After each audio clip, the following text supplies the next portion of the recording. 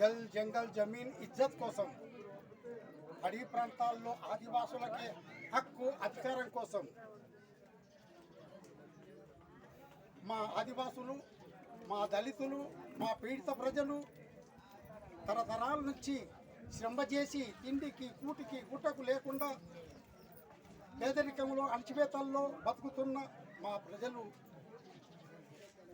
అన్నిట్లో అధికారం సాగించుకోవాలి, దోపిడీ పీడల నుంచి విముక్తి పొందాలనే మహోన్నతమైన ఆశయం కోసం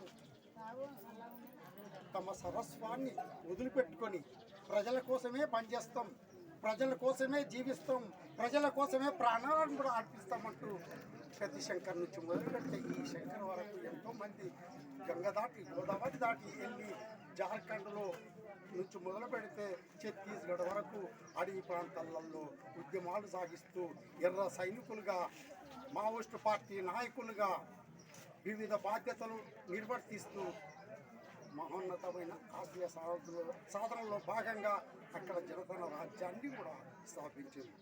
జనతన రాజ్యం అంటే ఈ పాలకులది అక్కడేం సాగదు. ఇక్కడ వాళ్ళు పన్ను వసూలుకు పోరు, ఓట్లకు కూడా పోరు. ఇక్కడ వాళ్ళ అధికారమే అక్కడ నడవదు, అంత పార్టీ వాళ్ళ అధికారమే నడుస్తుంది, ప్రజల అధికారమే నడుస్తుంటా ఉంటుంది. ఊరంతా సంఘమే. ఊళ్ళో చిన్నపిల్లగాళ్ళ నుంచి మొదలుపెట్టే ముసలోళ్ళ వరకు ఆడోళ్ళు, మగోళ్ళు, వృద్ధులు ప్రతి వాళ్ళు సంఘంలో సభ్యులుగా ఉంటారు, మిలిషియాలో సభ్యులుగా ఉంటారు, మిలిటరీలో ఎర్ర జెండా నాయకత్వంలో ఉన్న ఎర్ర సైనికులుగా, పార్టీ నాయకులుగా ప్రతి వ్యక్తి ఆడ కొనసాగుతాడు. అలాంటి ఛత్తీస్గఢ్ ఏరియాలో జనతన రాజ్యం ఏర్పడి వాళ్ళే కుంటలు తగ్గుతూ, వాళ్ళే వ్యవసాయం చేపిస్తూ, వాళ్ళే బడులు నడుపుతూ, వాళ్ళే విద్యాలయాలు నడుపుతూ, వాళ్ళే అభివృద్ధి కార్యక్రమాలు చేపట్టుతూ ఈ పాలకుల కింద కాకుండా మన అధికారం కిందనే ప్రతి అవసరాలు తీర్చుకోవాల్సి ఉంటుంది అనే ఆలోచనతోటి ఉద్యమాలు నడుపుతూ వస్తున్నారు. అలాంటి అడవి ప్రాంతాలలో అనేక ఖనిజ సంపద ఉంటుంది. అనేక ఖనిజ సంపదతో పాటు అడవులు ఉంటాయి, నదులు ఉంటాయి. వీటి మీద ఆధారపడే పెట్టుబడిదారులు కోటాను కోట్ల లాభాలు పొందుతుంటారు, అనేక పరిశ్రమలను స్థాపిస్తారు. ప్రపంచవ్యాప్తంగా అక్కడి నుంచి ముడి సరుకులు ఎక్స్పోర్ట్ అవుతుంటాయి.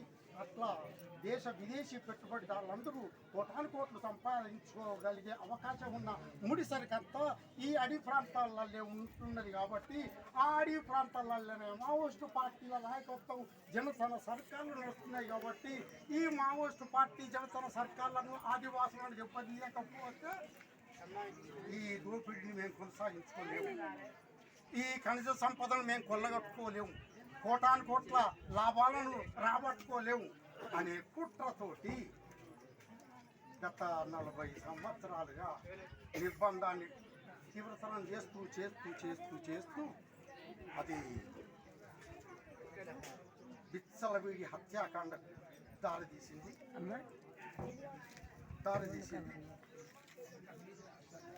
ఆఖరికతే పాలకులే స్వయంగా చెప్పుకుంటున్నారు నిస్సిగ్గుగా ఛత్తీస్గఢ్ ప్రాంతంలో 250 మిలిటరీ క్యాంపులు ఉన్నాయి. 4 కిలోమీటర్లకు 3 కిలోమీటర్లకు ఒక క్యాంపు ఉన్నది. లక్షలాది మిలిటరీల సైనికులను పెట్టినాం.